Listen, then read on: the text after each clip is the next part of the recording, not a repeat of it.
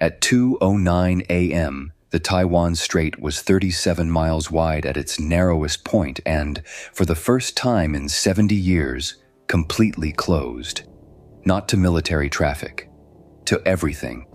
The People's Liberation Army Navy had spent 11 days positioning surface combatants, submarines, and Coast Guard vessels in a cordon that stretched from the Fujian coastline in the north to the Guangdong approaches in the south.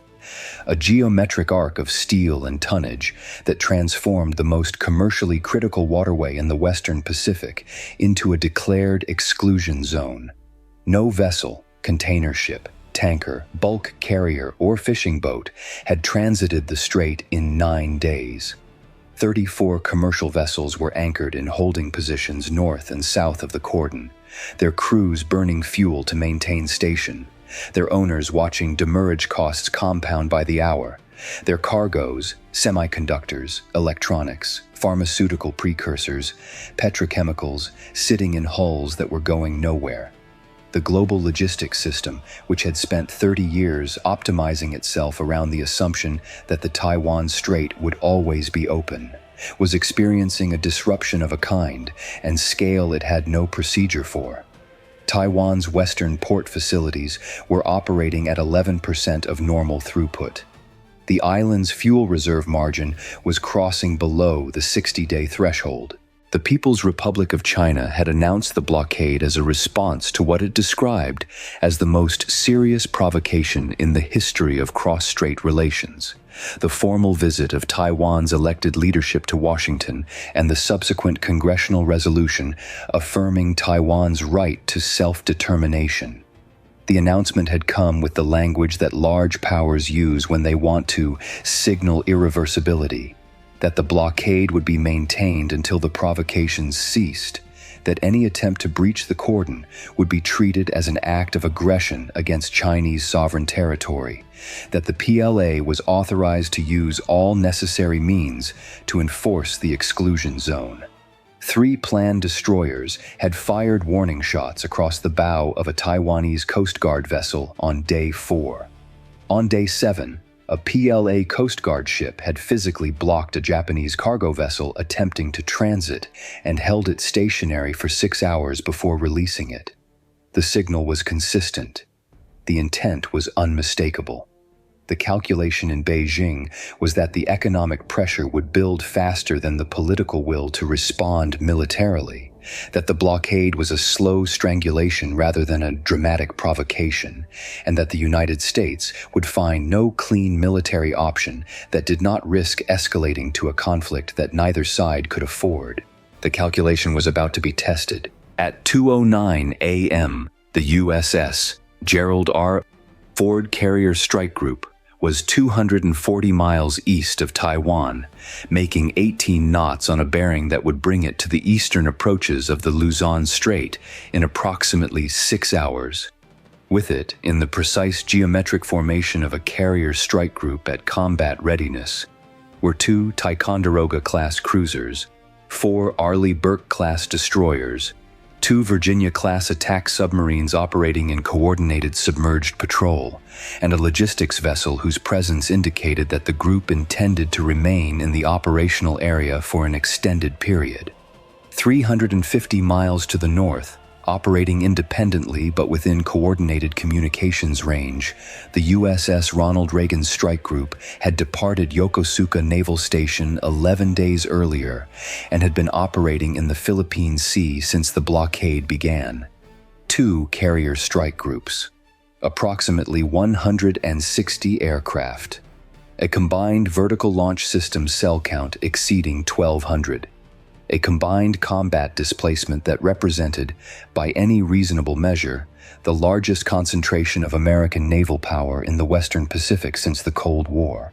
Alongside them, and this was the detail that the plan's operational planning had not fully incorporated into its threat calculus, were the naval forces of 3 American treaty allies.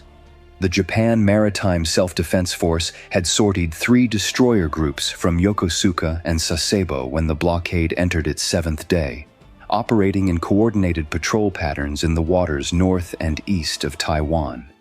The Royal Australian Navy had contributed 2 Hobart-class air warfare destroyers, equipped with the same Aegis combat system that equipped the American surface combatants. The Republic of Korea Navy had positioned 3 KDX-3 Batch 2 destroyers, vessels carrying SM-3 interceptors and Aegis arrays that could contribute to the theater missile defense architecture in the waters south of Jeju Island. This was not a fleet. It was a coalition.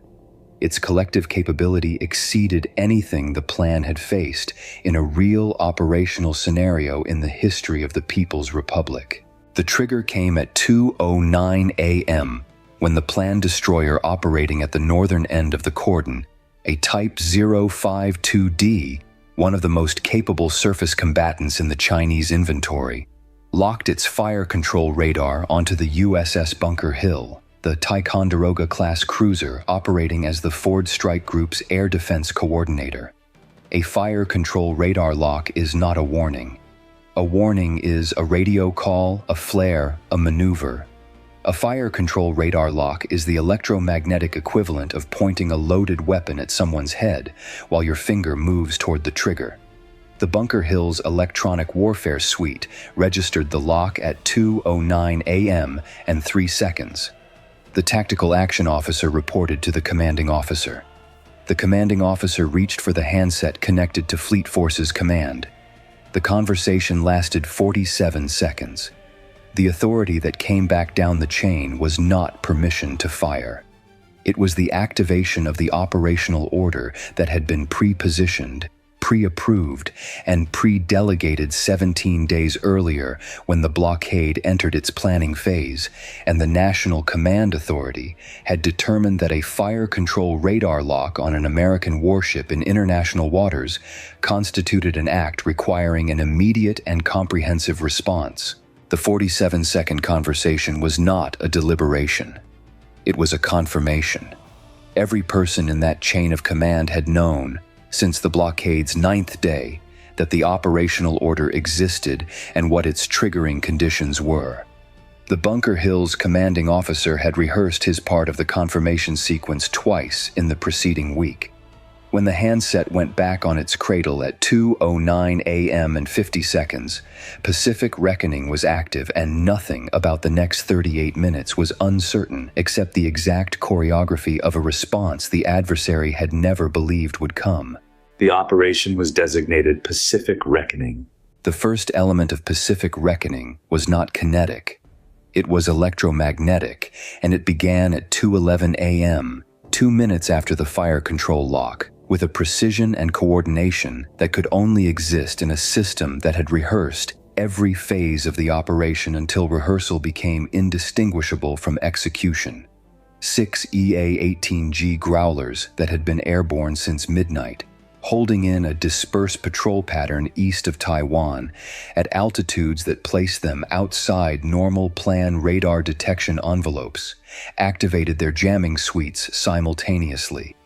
The target was the plan's tactical communications architecture in the Strait, the data links connecting the surface combatants to their shore-based command nodes, the fire control coordination frequencies that allowed the Cordon vessels to share targeting data, the over-the-horizon radar network that gave the plan's Eastern Theater Command its real-time picture of surface traffic in the Strait. The jamming was not broadband. It was surgical. The Growler crews had spent 6 days mapping the specific frequencies in use across the planned Cordon, using passive collection to build a complete electronic order of battle. When the jamming activated, it degraded exactly the communications that mattered and left intact the frequencies on which American commanders expected to deliver certain specific messages. The planned Cordon lost coherent tactical communications at 2:11 a.m. and 14 seconds. Not completely. The ship still had emergency backup systems, internal communications, and line-of-sight VHF that the jamming could not suppress without a broader electromagnetic footprint than the operations profile allowed. But the integrated, networked picture that allowed the Cordon to function as a coordinated system rather than a collection of individual vessels, the data links that told each ship what every other ship was doing, where the submarines were, what the shore-based command was ordering. That picture dissolved.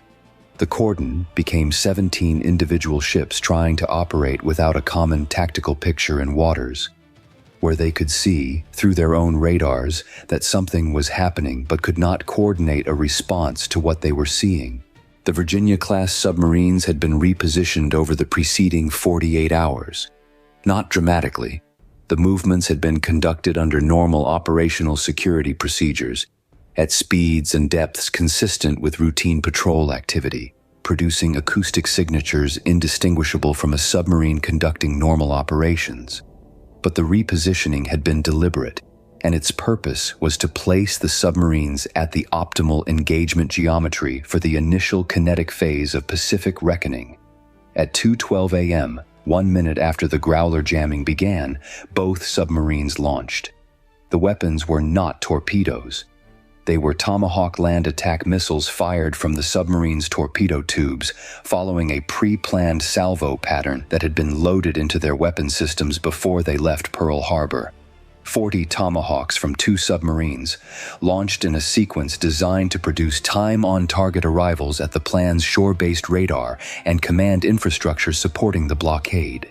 The Shijusuo Naval Radar Station on the Shandong coast, the Type 517M over-the-horizon radar array on the Fujian coast that provided the Eastern Theater Command with its long-range surface track picture, the command and control facility at Huyan that coordinated the Cordon's eastern sector, and 4 additional radar and communications nodes that had been identified through the 6-day collection effort. All of them carried Tomahawk aim points that would arrive within a 90-second window at 2:40 a.m. The surface action began at 2:13 a.m. The Ford Strike Group's 4 Arleigh Burke destroyers had been repositioned over the preceding 4 hours into a line abreast formation 20 miles west of the carrier, placing them closer to the northern end of the planned cordon. At 2:13 a.m., the destroyers began firing Standard Missile 6 in anti-surface mode, a capability of the SM-6 that is rarely discussed publicly because its primary role is air and missile defense, but which makes the SM-6 a highly capable anti-ship weapon at ranges that exceed 100 miles. The targeting data for the planned Type 052D destroyer that had executed the fire control lock, and for the 3 planned surface combatants in its immediate vicinity, had been continuously updated through the entire period since the lock was detected. The SM-6 missiles did not need to be told where those ships were. They needed only to be released. The planned Type 052D that had executed the fire control lock was struck by 2 SM-6 missiles at 2:16 a.m. The ship sustained catastrophic damage to its combat systems and propulsion and was assessed as rendered inoperable, a total loss of fighting capability, still floating but unable to fight or maneuver. The 2 planned frigates operating in support of the 052D's northern cordon position were struck by SM-6 missiles at 2:17 a.m. and 2:18 a.m. respectively, both sustaining severe damage to their superstructure and weapon systems. A planned Coast Guard vessel that had been positioned in the corridor between the destroyer and the Taiwanese coast attempted to maneuver north when the strikes began and transmitted an emergency broadcast on the international distress frequency. It was not engaged. Coast Guard vessels were not on the target list. The broadcast was noted in the engagement log. The F-35C and F/A-18F aircraft from the Ford had launched beginning at 1:55 a.m., well before the fire control lock triggered the operational order, on a flight profile that positioned them in a holding pattern east of the Luzon Strait with full strike loadouts and tanker support. When the operational order activated at 2:10 a.m., the aircraft were already positioned. The strike package descended from altitude at 2:19 a.m., separating into 3 elements that address 3 simultaneous target sets: the planned surface combatants in the central and southern cordon sectors, the planned logistics and replenishment vessels that sustained the Cordon's extended deployment, and the 3 planned Type 039 submarines that the underwater tracking network, maintained continuously by the P-8 Poseidon maritime patrol aircraft that had been operating in overlapping patrol orbits since Day 2 of the blockade, had localized to within engagement range. The submarine engagements were handled by the P-8S using Mk-54 torpedoes and by the American Virginia-class submarines using Mk-48 heavyweight torpedoes. The 3 planned submarines had been tracked continuously since their initial deployment, their positions updated every 4 minutes through a combination of acoustic monitoring, magnetic anomaly detection, and the wake turbulence signatures that modern multi-static sonar networks can detect at distances that would surprise anyone who learned submarine detection from textbooks written before 2015.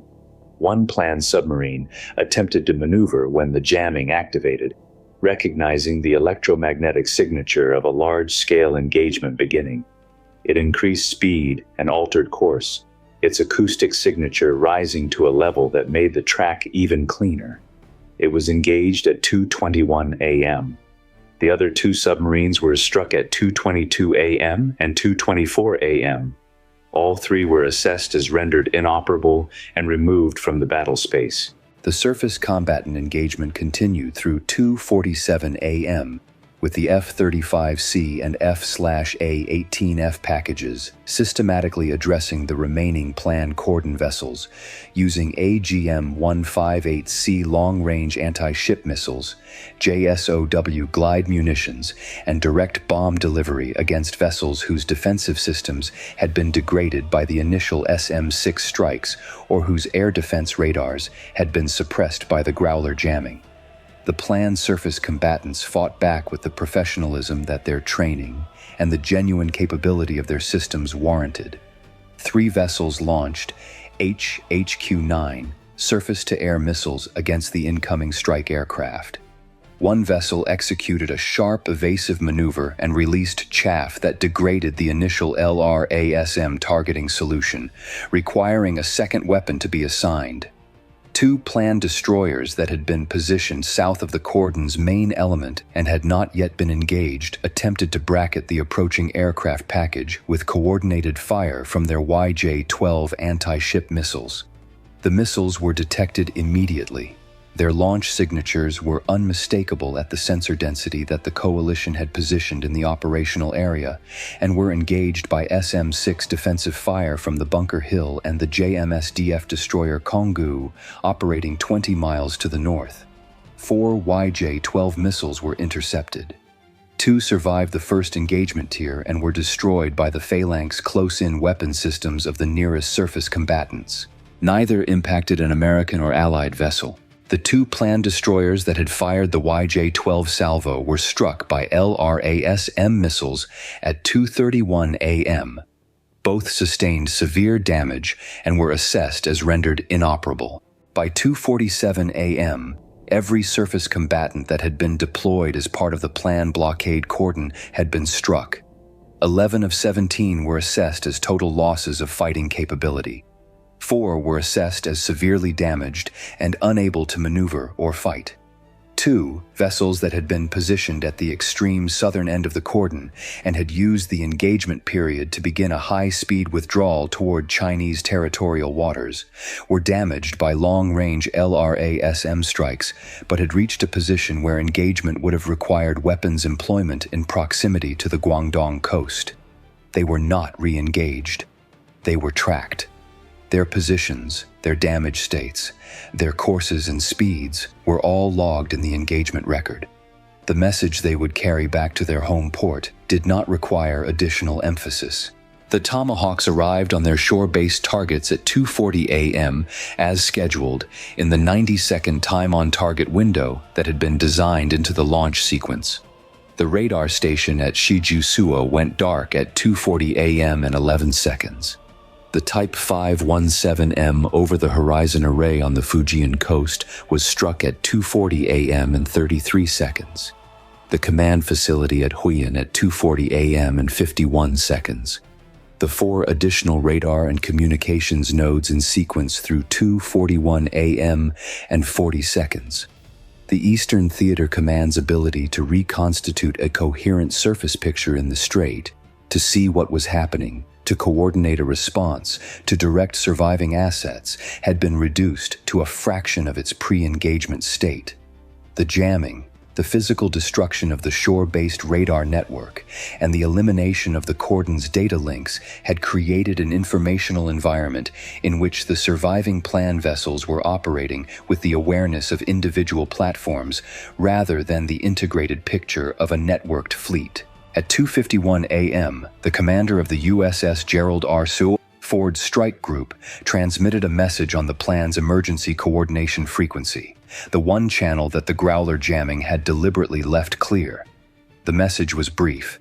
In substance, it stated that the United States had conducted defensive action in response to a hostile fire control lock on an American warship in international waters, that all operations were complete, that American forces would maintain their current positions, and that the Taiwan Strait was open to international commercial navigation effective immediately. The message was transmitted in English and in Mandarin. It required no response. It was not a negotiating position. It was a statement of fact. The strait had been closed for 11 days, 2 hours, and 42 minutes. The closure had cost the global economy an estimated $14 billion in demurrage, rerouting costs, and supply chain disruption. It had cost Taiwan 3 weeks of semiconductor export revenue and had pushed its fuel reserve margin to a level that, left unaddressed for another 30 days, would have begun affecting civilian and industrial capacity. The cost of reopening it had been measured not in American resources expended, but in plan resources consumed. 11 surface combatants rendered inoperable, 3 submarines removed from the battlespace, 7 shore installations degraded, and a blockade doctrine exposed as non-viable against a coalition that had been ready, positioned, and patient for 11 days, waiting for the trigger that would authorize the response. The Taiwan Strait was open. The Taiwan Strait was open. The planned blockade cordon had ceased to exist as a functional military formation. The shore-based radar and command architecture that had sustained the cordon's awareness and coordination had been systematically degraded. In the strait itself, the physical evidence of the engagement was scattered across 100 miles of water. Stricken vessels, some still burning, others dead in the water, listing under their own weight. The debris field from the 3 planned submarines covered a stretch of ocean floor that maritime survey vessels would spend months mapping. At the northern and southern holding areas, the 34 commercial vessels that had been anchored for 9 days began receiving navigation advisories from the U.S. 7th Fleet Maritime Operations Center confirming the strait was clear for transit. The first container ship, a Taiwanese-flagged vessel carrying semiconductor manufacturing equipment from a Japanese supplier, crossed the median line of the strait at 4:17 a.m. Its crew had been awake since the engagement began, watching the distant flashes of SM-6 impacts on the horizon, not knowing what they meant. They knew what they meant now. 2 carrier strike groups, 160 aircraft, 1,200 VLS cells, a coalition that had moved together, shot together, and completed an operation of historic scale in 38 minutes from first kinetic action to final assessment. The blockade that had been designed as a slow strangulation, patient, economic, below the threshold of conventional military response, had met the answer to that calculation. Not patience, not economics, not a diplomatic note. A coalition that had been ready before the fire control lock, that had spent 11 days preparing for the moment that the plan's planners believed would never come, and that had compressed the entire decision cycle from provocation to resolution into a window so narrow that the adversary had no gap in which to recalculate, reposition, or choose a different path. In the mathematics of power, the only variable that matters is the one you failed to include in your model.